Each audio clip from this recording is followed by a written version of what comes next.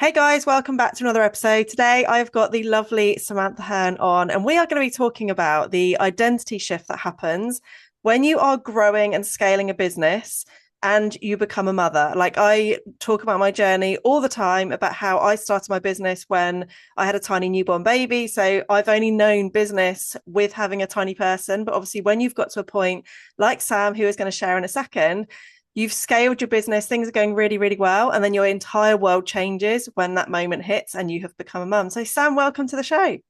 Thank you for having me. Excited. Just so that people can hear what you're all about, what your background is, could you just give us a bit of an insight into who you are, what you do, and how you've got to where you are now? My name's Sam, and I am a business mentor. And I was a teacher for 10 years. I left teaching I started my first business in 2016 in anxiety and mental health coaching. I left teaching in 2018 when that business had done really, really well. And then I went into business mentoring from 2018, and I've been doing it ever since. Wow. I know, Amazing. whistle stop tour, but that is Yeah, your synopsis. I love it. So you started your business before you'd become a mum, Yeah, I and had a business obviously for 6 years your before I became a mum. yeah, so your business, like you'd scaled it, like you were already very successful in what it was that you were doing.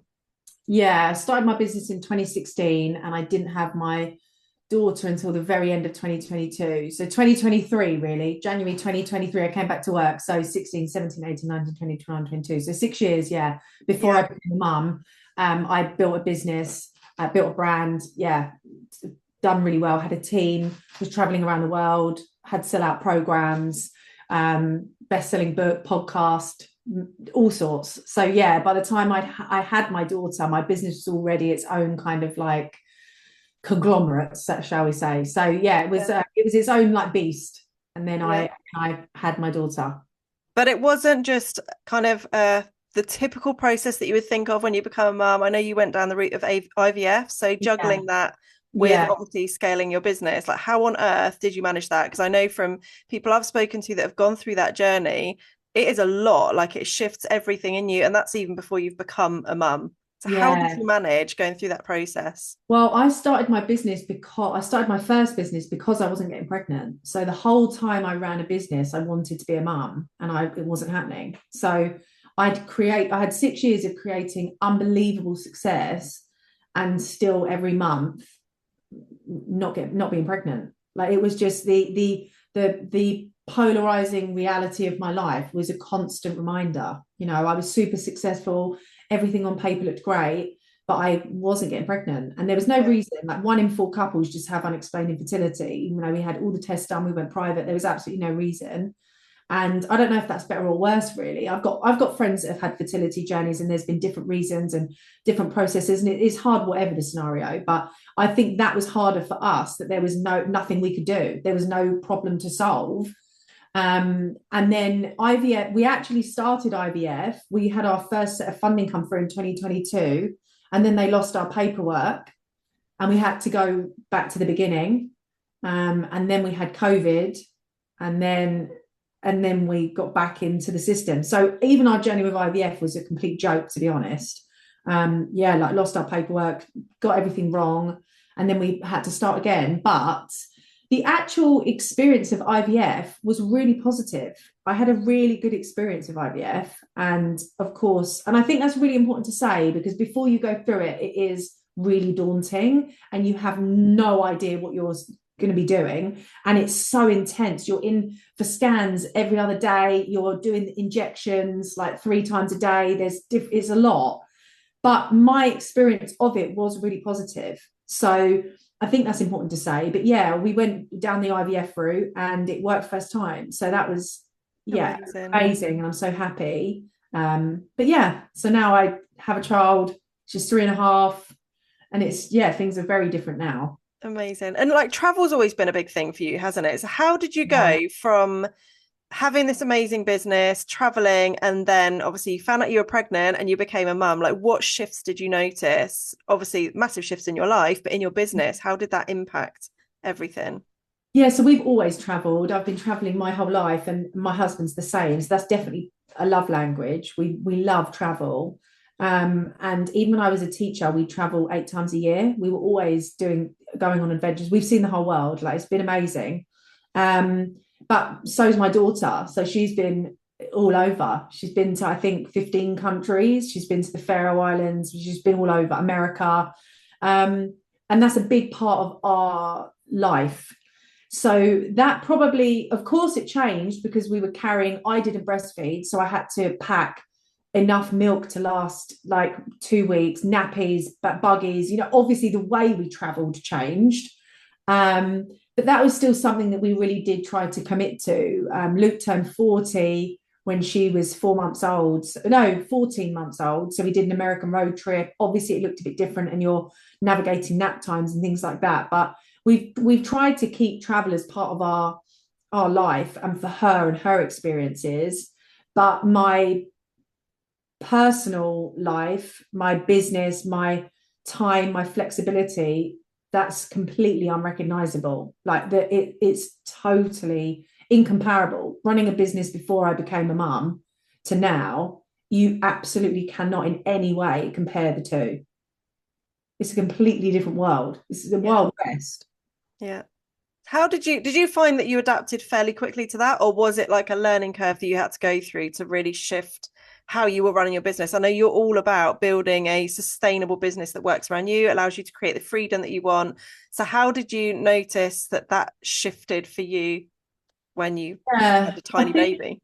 Yeah, I mean, so before I had her in 2020, I changed my business model. So I didn't work Fridays and I didn't work the final week of the month.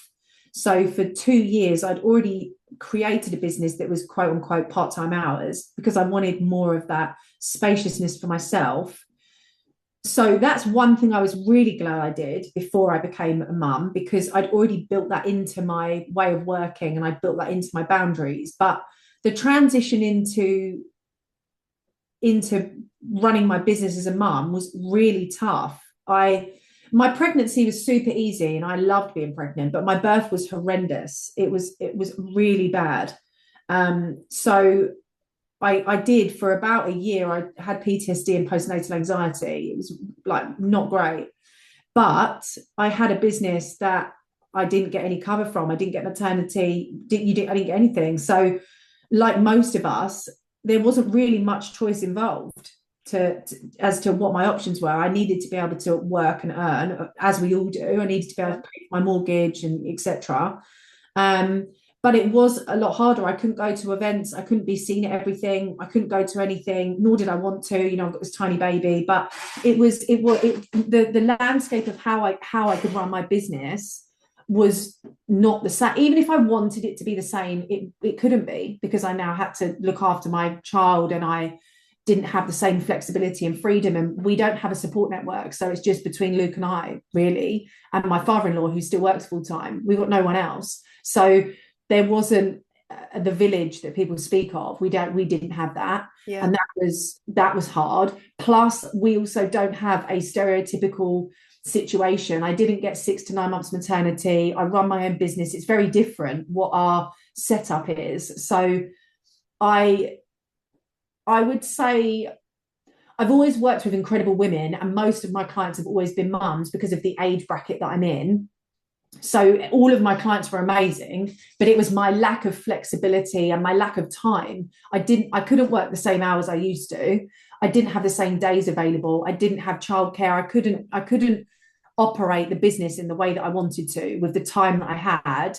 And that was hard. And my lack of autonomy was a massive transition. So yeah, I didn't find not being able to work all the time difficult, because I already wasn't doing it. But what I did find difficult was I couldn't work in the way that I always had, because that was the restriction. So there were parts that I was like, okay, cool, this is a variation of what I've already built. But then there was also parts of me that was like, you're just so restricted. You're so tied down by something that you cannot not prioritize. Yeah. And of course I wanted to, but I did also need to work. Yeah.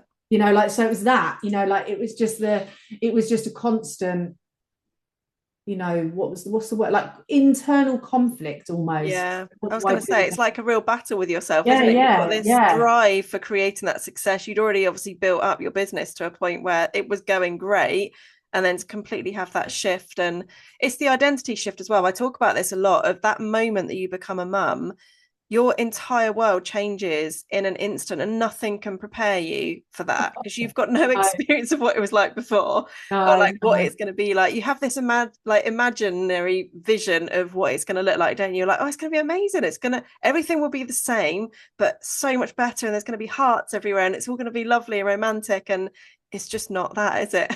It's just not. Do you know the thing is though that I would say that's really difficult? Because I had an interview about this even last night, and I said, when you're pregnant and everyone knows that you're pregnant, obviously you do get some people that are like, oh, just fake the ass, but most mums, you don't want to burst that bubble for someone because Yeah. it's so amazing. Like, it's so, when you're pregnant, you're like, oh my God, I'm gonna have this baby, and we're gonna like sit in coffee shops, and I'm gonna go on walks, and I'm gonna have all my mum for a day. It's amazing. And no one that's on the other side that has the other version of that truth, which is still the same, but there's also the reality coupled with it.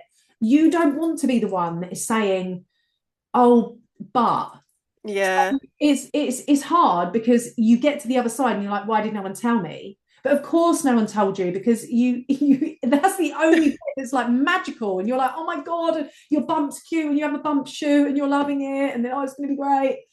And then it's just every child is different. And even I had it, of course, like, this is what I'm going to do and it's going to be great. And then I had friends that were like, why are you doing this and why are you doing that? And then they've become parents and they're like, wow. So I just think I think it's really, really hard because you have compassion for the person that hasn't been through it yet, but you also have the reality that you don't want to share that yet because Yeah. you want them to be excited. So it's never going to improve because no one's going to burst that bubble for someone. So whenever you then do go through the portal, your initial reality is wildly different. And as much as you want to be the person that says, oh, I really want you to be more prepared, you just can't. Yeah. You just can't stop someone going through that. It's a bit like when your kid's learning to walk and they fall over. You can't stop them falling over because they need to learn to walk. It's like that. Like a new mum, you can't stop her going through the pits of night times and being awake and like just feeling like, what has happened to me? And I've got constant jet lag even though I've never been anywhere. You kind of have to go through that. So yeah, it is. It's a real identity shift, but it's also one that you can't protect someone from, even if you wanted to. Yeah. Yeah. It's such a weird thing. And they always say, don't they? It's like the best thing in the life, but also the most challenging. It's like running a marathon a million times over, Yeah, constantly, just on repeat. And every single stage, like life stage that they go through, makes it even more, comes with its own challenges, doesn't it? for How sure. did your sort of boundaries and definition of success change when you became a mum, when you started to take this kind of different section or phase of your business? I feel like success Um, is one of those things that you see what you think success is, but actually success is different for everybody, isn't it? So I would love to know from someone that had a business before you became a mum, and then obviously you had that change in your whole life situation. How did that change for you in terms of the success? I think for me, my um, it didn't actually. It became stronger because my childhood and my upbringing was very, very different to what my daughter was going to have and has got. So it actually verified for me why I wanted to do it, because my yeah, I don't have a relationship with my mum. Really, it's neutral. We're not. We text every now and then, but she moved to Jamaica when I was 21, but she left the family home when I was 7. Um, so I've always been an advocate for creating the best I can. I went to uni and I was like, I'm going to get a first class honours degree. I'm going to graduate first in my class. And I did. I became a teacher. I was like, I'm going to get a promotion. Like I was always very pro create the best for your life. Like, just do what everyone thinks you can't do, go and do it. So that's, and of course some of that is a trauma response, and there's the validation of like my self-worth and all of that wrapped in there, but some of that is actually just my truth, and I'm very competitive and I like doing well. And when I had my daughter, there was, of course, I changed, and she's my priority, and I also, we fought so much to get her. And because of my upbringing, and my childhood, there was a lot wrapped up in, I just want her to be happy all the time. I just want her to be like loved so much. And like there was a lot of, and I had to work for a lot of that, because I also need to let her be resilient and get things wrong and all of that. But there was all of that tied into it. But more than that was, I was actually more reminded of, how on earth could you not want them to have the best of everything? Like, how did this happen? So it didn't change my definition of success. That's still the same. Like, I still wanted to be my own person that was creating I wanted my ambition to always be like nurtured. And also my husband, who's always been like a male ally, he always wanted that, and he was like always, he was always supporting that.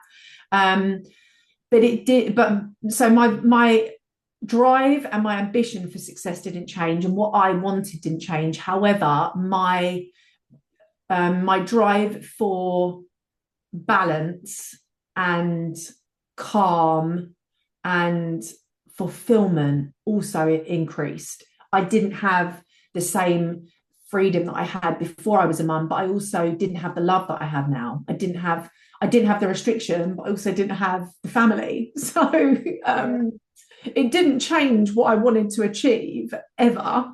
And I still want that now, but it did change what that would mean for me. Like before, it was a bit about the ego, of course it was about like, let's just make the money and do all the things and be the best. Whereas now it's about her legacy, her future. So I still want to create wild money. I still want to do all of those things, but now it just has a different grounded, calm, like loving meaning behind it. So it's definitely softened me. Motherhood softened me, but it hasn't changed my vision. Yeah. I think one of the things I hear the most from mums is the guilt. It's that guilt of, I've got this massive goal, this massive vision. I know I'm going to create this amazing thing. But also I'm in this phase of life where I do need to be more present with the kids. And it's that like yin yang, isn't it? It's just like you feel like you're being pulled in all these different directions. And I think what I love about everything that you share is you create this incredible sustainable business model that works really well for you. You empower other people to do the same thing. But actually for you, like it's so clear from your content, everything, that family is like absolutely your number one. And I think it's just so refreshing to see that you can absolutely create both. You don't have to choose. And I think, what would you say to somebody that is listening to this today that is thinking, I just feel like I'm having to choose between the two? Because I feel like you've probably gone through stages where you've had that guilt, but actually like what you've created is kind of a beautiful balance of the both. You know what? It's really interesting you say that, because I've definitely found my own introspection with this. So I've always whenever I've had like a card reading or tarot or Reiki or anything, I have always been told that I'm meant for more. I've always been told that I'm meant to lead. I'm meant to be like an advocate for change. Like I'm meant to be this like, light. I've always been told that. And I also feel that. I've always felt that. Even when I was a teacher in the classroom, I always felt like I was meant to make a difference. And I've had, even recently, I work with a client who she deals with energy in past lives. And she was like, this is in your lineage, like all of your past lives, you've had this, you've been, anyway, I digress slightly. I'm getting goosebumps already, just you saying. Yeah. Like it was like, and you're like, it's sort of, and I do feel like that whenever I'm asked about like women or now motherhood, I always say in a past life, I think I would have been a suffragette.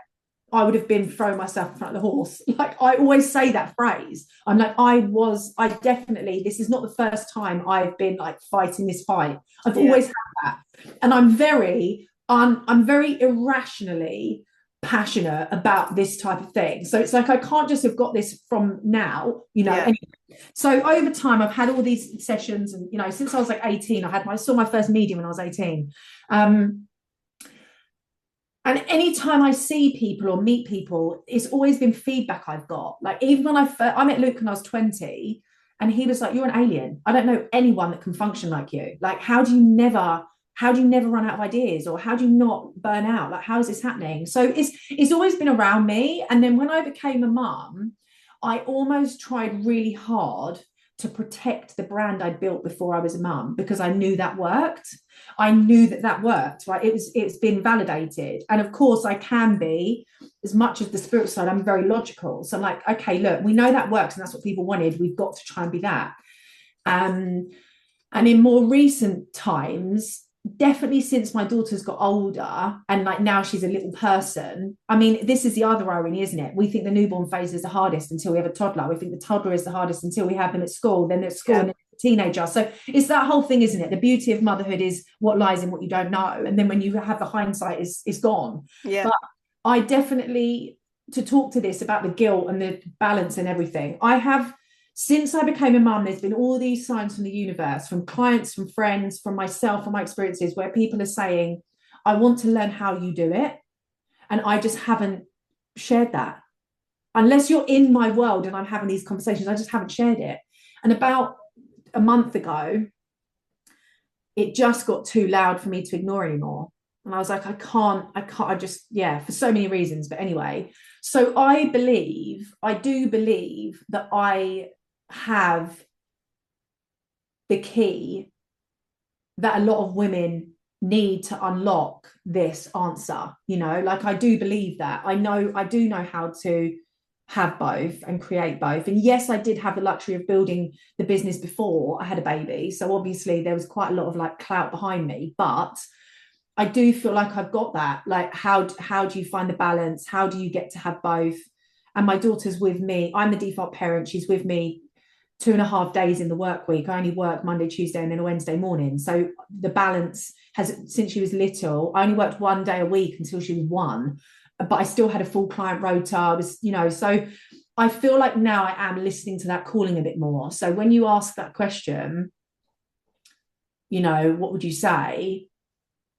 I've always known the answer, Jacquie. I just haven't shared it. I just haven't made that my thing.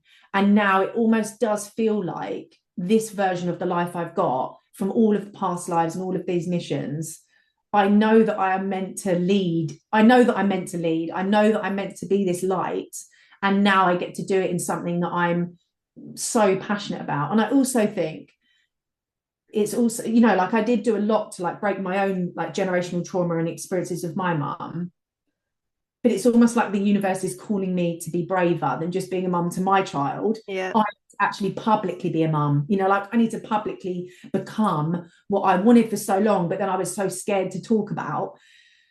And this is absolutely like a mini TED talk, and I'm so sorry, but no, go for I do feel like I do know how to do that. Like, I know how to have the balance, and I'm really happy with the life that I've got. And I don't very often get mum guilt. I say yes to the things I want to and say no to quite a lot. I leave events early. I haven't seen the end of an event since I've had my daughter.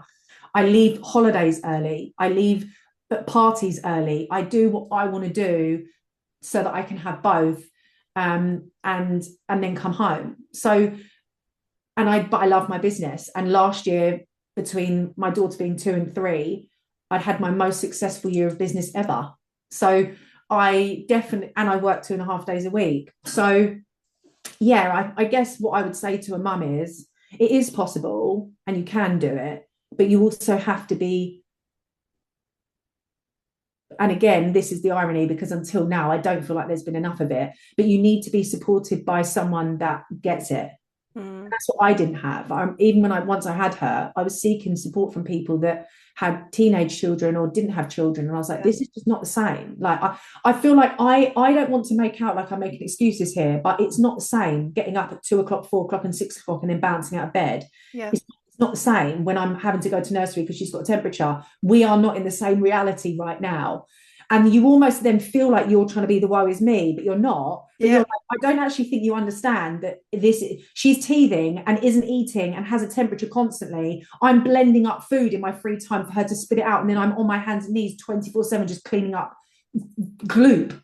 Like that, like what? So I do feel like now I need to talk to it more because of that exact reason. So many Yeah. women are like, oh, am I supposed to pretend I don't have kids? Am I supposed to only be with my kids? Do I work only in the evenings? Do I work and just let them watch telly? What am I doing? Yeah. So anyway, Jacquie, that is a very long-winded way of saying I'm in it, but I also do feel like maybe I am the person tasked with changing this a little bit. Yeah. And I noticed, so you posted about this, you've been posting about this for like the last week, 2 weeks maybe. Yeah, And I remember the first post I read about it, it was almost like, because I'm really into energy, like I can feel people's energy through their that went content and everything. wild.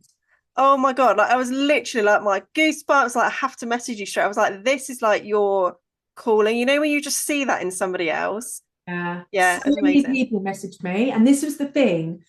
It's so funny, but I had this feeling. It was like between my heart and my solar plexus. I just had for about a month. It was like a lost energy. I didn't feel scared. I didn't feel like it wasn't negative, but it just wouldn't. I just could not shake this feeling like in my heart. It was just like it was a bit like anxiety, but like adrenaline. Do you know what I Yeah, mean? It was just like stuck in here, and I would wake up in the night, and I was saying to Luke, I was like, I just don't know what's happening. It's in my body. That's what I was saying. I was like, it's not. I don't know what I'm supposed to do because it's not in my head. It's in my actual body. I yeah, just don't feel right. I don't feel like I know what to do. I would say it to so many people. I was like, I've got all these puzzle pieces, but I don't know how to make the picture. And I was so in my head with it, like what is happening? And it was really, really disorientating. I was like, I just don't.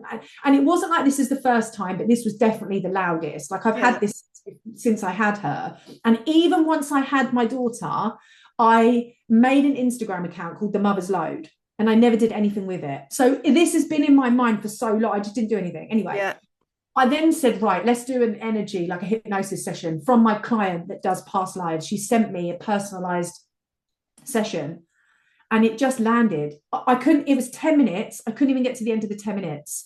It was about 4 minutes in and it was so loud in my mind. I had to get my phone and start taking notes. And I was like, oh my God, like the Ambitious Mums Club. It just, honestly, it was just so like, I could Yeah. not do any, it was like 11 o'clock at night. So I was writing all these notes and I was supposed to launch. That was on the Thursday. I was supposed to launch on the Monday. Ads were ready, copy was ready, opt-in pages, the team. I paid everyone to do everything. And I messaged my team on the Monday and voice note and I said, we can't do this. This is what we're doing. How quickly can you turn this around? Wow. How quickly can you put all of this, like opt-in page, email, the whole lot, right? We know how long that takes. I was like, I need it. She was like, 48 hours. I was like, okay, amazing. Went to my ads, Katie, and I was like, listen, we're not going live. This isn't happening. This is what we're doing. If we wait till Thursday, is 10 days enough to promote it? Like, and she was like, yeah, cool, we'll do it. Anyway, so then on that Tuesday, so that was the Monday, the Tuesday, I did that video that you saw, and I didn't even say anything. I just basically said, look, I've been going through this period of time. I haven't been listening to myself. I haven't been listening to these messages and these intuitive nudges, but I am now. I didn't even allude to anything, did I? I didn't say what I was Yeah. doing. I didn't say anything about mums. Didn't talk about ambitious Yeah. mums. Didn't talk about But it. people just felt it. Like, Yeah.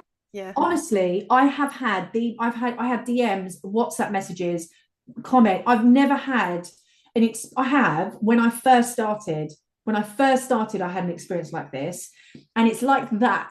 And when I said to Luke, I was like, I feel like we've just been watching Landman on the telly. So good, by the way. It was written by the same people of Yellowstone. So good. Anyway, and I was like, I feel like I've been mining for gold, and now I've finally hit. I'm like, I know where it's going. You know, it's that feeling. I'm like, Yeah. okay. So I think that's the other thing that I would say, though, that, you know, that was also, it was a blessing and a curse because I built a business before I was a mum. I was holding on to that old identity so tight online, not in my real life. I'm so meant to be a mum. So like everyone in my life, I'm like obsessed, like I love it. But online, there was a part of me that was like, do people want to hear about that though? Do people just want me to be the solution still? Should I just keep doing the top tips? Should I just keep talking about money? Should I keep talking about success? Because it's always worked. So there was a part of me trying to do what I've always done because it always landed. It wasn't landing, Jacquie. It didn't feel the same. And I sort of read a post and it said, if you've if you're ready for your next level, these will be things that you'll be feeling. Things that used to excite you don't anymore. Things that you wanted to achieve, you've got them, and now it doesn't feel the same. That was me. Yeah. And I was like, that was what this feeling was. And then all of a sudden I was like, oh my God, I just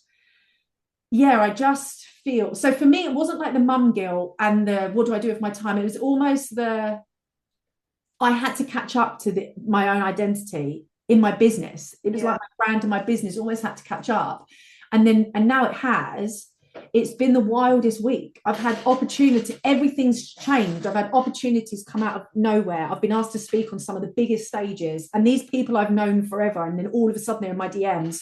It's just been amazing. So I think for sure, I don't even know, the question was about mum guilt and I've totally just rounded that. But I mean, I feel like I'm listening to what I'm meant to be doing, like I do feel like that. And I feel that the other part though, whilst we are just here, the other reason I didn't do that, and so many women will relate to this, the other reason that I wasn't is because my biggest fear is not being liked. That's my biggest trigger. My mum left out of choice. My dad died. My mum then had to come back, and then she left again. So I'd known grief, but I'd also known abandonments. By the time I was 21, it was just me. That's my biggest thing, being rejected, right? Past Sam, inner child Sam, I really don't like that. And all of my friends have been friends for such a long time. But even now, if someone doesn't reply to me, I have that feeling of like, shit, have I done something wrong? Yeah. Right? So to place myself now bravely into a category where I want to talk to ambitious mums, I then know there will be women that don't pick me. That's big for me to be able to actually, but this is where I know I was meant to get to this point, because and this is what I always say, but I haven't felt it for a long time. So I'd say this to my clients, but I haven't felt this in myself for a long time. The vision is bigger than that fear. Again, that's what's happened now. So my passion for helping ambitious mums outweighs my fear that I won't be picked. But until recently, that wasn't that way round. So I stayed doing what I knew worked. Yeah. So that's the other thing that I think is really important for women. We have to, the fear and the triggers for me personally, and I would challenge anyone that doesn't, but I don't think they ever go away. And when you become a mum, I feel like they amplify more, because you now want to be a role model, you want to set the scene, and you want to do all these things. But for me, I would say that the biggest thing that has shifted is where I'm going is now louder, brighter, more exciting than trying to stay where I was. But that was big for me, not being picked. So even this conversation, this is the other thing, right? This is the other thing. I wrote a chapter in a book months ago before this had come out. That I got that yesterday, and that was all about motherhood and IVF. I was in a membership yesterday and she was talking to me all about motherhood. On this podcast, you were like, motherhood. Last week I was on a podcast, motherhood. So the universe, I mean, hello, fine, I get it. But before, I would have really felt not uncomfortable, but a little bit. I would have been like, oh, but is this what people want? Like, is this what you want from me? So whereas then when you said it today and said, look, I think we should talk about this and motherhood and the transition, I'm like, of course we're going to talk about that. Do you know what I mean? The universe is giving you all those nudges. Literally kicking you up the ass, like, go down this path. So this is a very different version of me. And if people are listening to this, they've seen me in others, spirituality, the universe, motherhood. This is a very different, but it's always been me. This is the thing. Like, it's always been me. Like, I've always been very spiritual. I've had, like I said, I've had medium since I was like 18. It's not, I've always done cards, but it's not, there's just been parts of myself that and again, it's all myself. It's never from anyone else, that I thought people wouldn't want or wasn't relevant. I made that decision and assumption, but it's not true. So things like being a mum or being spiritual, because they weren't part of my brand when I built it. And I think that's the other thing. And obviously this is what you do, but this is the other thing. I built a brand 10 years ago.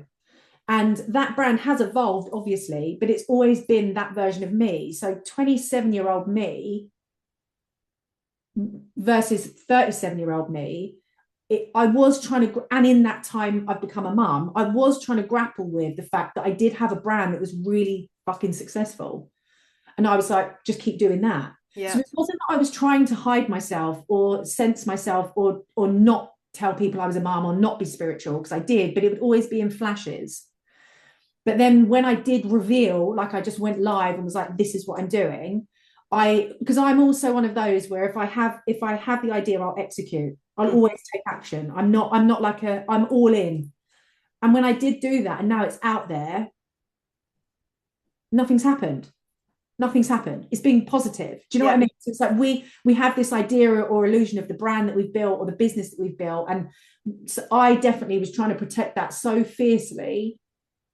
I wasn't allowing growth to happen, personal growth. I was almost not allowing myself to evolve because I thought that this was the thing that was working. But you know, it's like any brand, isn't it? Range Rover don't sell the cars they sold 10 years ago. And that's what I was trying to do. So, I mean, I'm so sorry that this has absolutely just become a monologue of my thoughts for the last week. But I mean, that's where we are. I love it. People are going to love listening to it. I think it's also giving yourself that capacity to allow those downloads to come in and to process things that are coming up. Like when you feel that nudge that this, I feel like there's something missing. There's something, this isn't lighting me up anymore. Like what, I don't know what it is. It's not necessarily a full pivot, but it's just allowing yourself that space to think and just be present with your thoughts. Because I think so many times, particularly as mums, we just keep going. We just keep doing all the things. We've got this massive long to-do list that we need to check everything off. But actually, we need to, as women, allow ourselves space to have that feminine flow. And like I think embracing our spiritual side is such a powerful part of who we are, who we've always been. It's just we were taught generations ago that actually if you did that, you're going to be burnt on the stake. You can't be like that.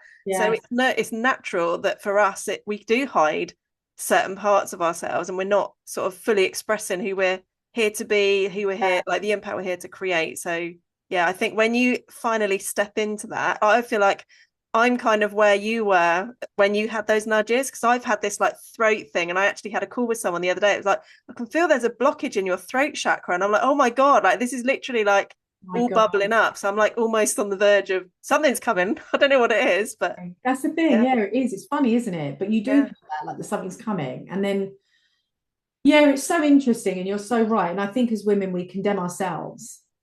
Right, that's the biggest thing. Like, so no one was telling me what I should or shouldn't do. It was me. I was like, you know, let's just keep this sort of rigid structure or whatever. But it is so true, and you're right. And actually, everyone that's messaged me, and I have had some men, because I've got some really strong male allies in this space, which I always talk about, because I think for women to rise, we do need strong male allies, and I've got some really, really strong male friends and peers. But it's all women that were saying. I had one of my really close friends, and she's so successful. She's Sunday Times bestseller. She's doing amazing things in the world for advocacy and inclusion. And she's just amazing.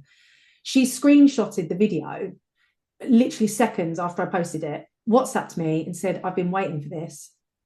And I was like, you know, when you're like, okay, do you know, it's true. Like women, we want to celebrate each other, but we all have to go through our own process. Like now you've got the throat thing. Like you can't, I think that's the other thing I've learned. We can't force our way out of everything, but I definitely have tried.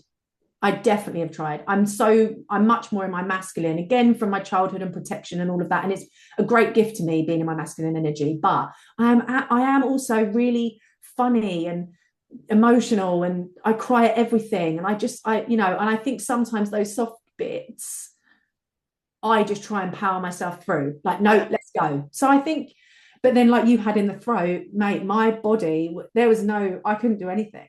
I couldn't ignore it. So, yeah, I think as women, we do need to remember majority of us aren't trying to like troll each other and like condemn each other and burn each other at the stake metaphorically now.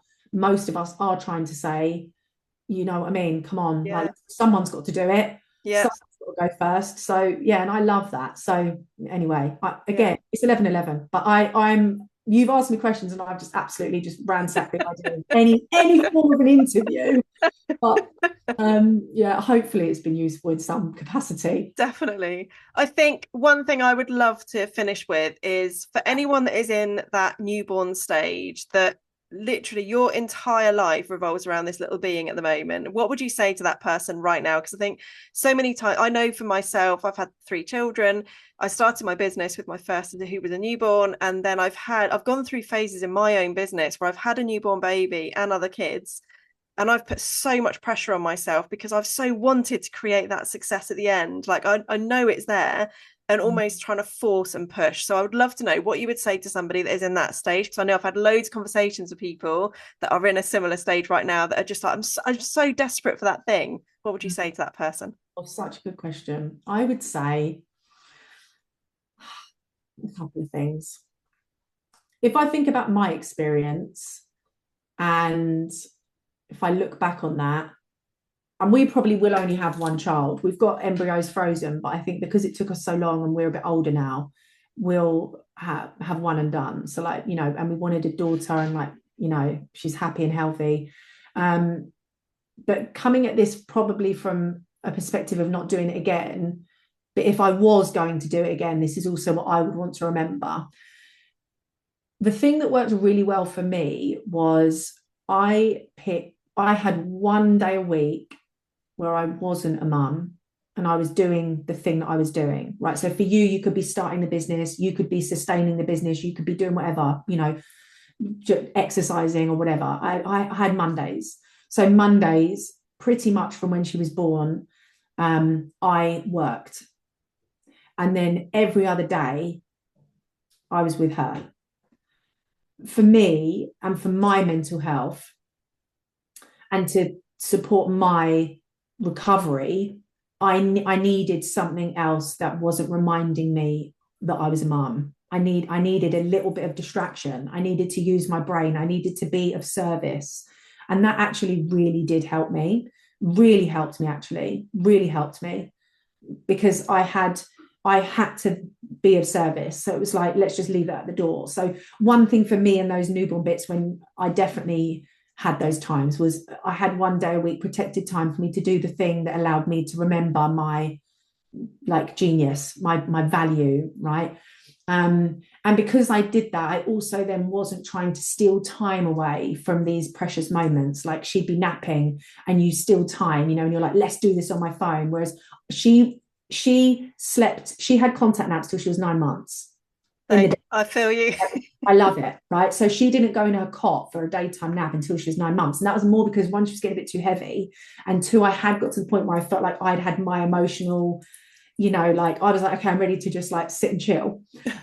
But I didn't have to steal that time, when they're that little, and like there's still so much to do in the house, like cooking and cleaning and all of that. And I didn't want my business to, let's quickly do this while she's asleep or do that. So if it could work in your life, I would say, even if it's a morning or an afternoon, some protected time for you to do the thing that you're feeling frustrated that you can't do would be really helpful, because you won't always be thinking about what you can't be doing. And then when you are back with your newborn baby, you can be present. And the other piece of advice I would give is, which someone said to me, and when they said it, I was like, you are chatting absolute breeze, but it's so true, is the days are so painfully long, aren't they? And when you're there and it's literally 1 p.m. and then it's 1:30 p.m. and then it's 2 and you're like, wow. But the days are so long, but the years are so short. Yeah. Like so short. Like even when I think now, like she's going to be 4. Like, are we okay? I mean, obviously it's not till December, but still, she's like in her 3rd year of life. It's mental.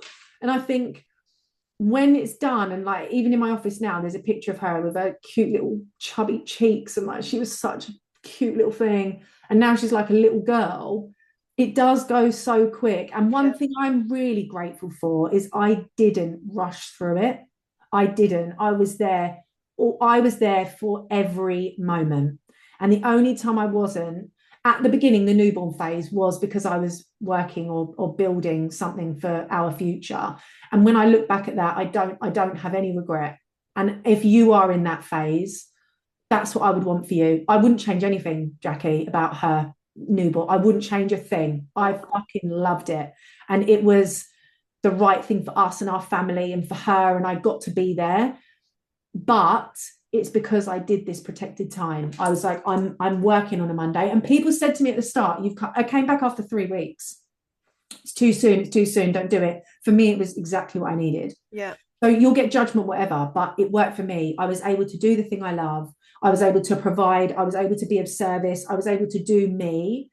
And I was able to have a newborn. So whatever that looks like for you, please remember that your only job isn't to be a mum. Your only job isn't to be with your newborn 24/7. And even if it's just 2 hours and you dedicate time to doing a couch to 5K, or you dedicate time to learning how to bake cakes or bake bread or whatever, it doesn't have to be business related, but you need time where you get to make progress in something that isn't just your baby. You need to be able to create that purpose and that time, because when your partner or friends or people go back to work and you've got that resentment of you're at home doing nothing, it stopped me having that as well, because I did have my version of that. So they would be my piece of advice. Amazing. That is going to be so helpful for anyone that is just in that phase of just feeling like they're in the trenches at the moment. Get some good TV as well. Yes. Because that saved me. I binged watched so many series, and I loved that. So get some good series. You can't always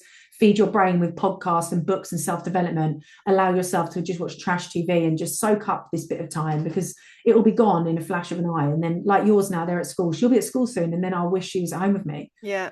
So it's that, like, just, yeah, they won't be that little forever. And as soon as they start talking, you will never have a moment's silence again. They fill every space. Oh man alive, do they? So enjoy being able to watch the telly when they don't know what's on. Now it's like, Peppa Pig or Ben and Holly or whatever the thing is. Whereas at the start, you can still watch your own show. So enjoy that 3 months of having the telly. Get all the box sets out. You know what I mean? Get the box sets out. Sam, you are one of our lovely speakers at Light Leaders 2026. What can we expect from you on the stage? Oh, I am going to be talking about the 3 biggest hidden costs in your pursuit for success. And what you should be avoiding when you want to create success in a way that lasts. That's what I'm going to be talking about. Amazing. I cannot wait. Oh, Sam, thank you so much for coming on today. This has been a long episode, but one that I just think is so, so needed. I think, like you say, when you are going through that stage of trying to scale a sustainable business and build something incredible whilst also juggling a million one things and school and pickups and nursery and all the things that come with it, it's just a lot, isn't it? So yeah, this is going to be really helpful. Thank you so much for coming on today. Oh, thank you for having me. Where can we find you online? Where's the best place to connect with you? Oh, just Instagram. Just come and connect with me on Instagram. Perfect. I'll put all the links in the show notes below, guys. Please do check out Sam on Instagram, and I hope you've enjoyed the show. If you've enjoyed this episode, please leave a review, and I will see you in the next episode. Bye.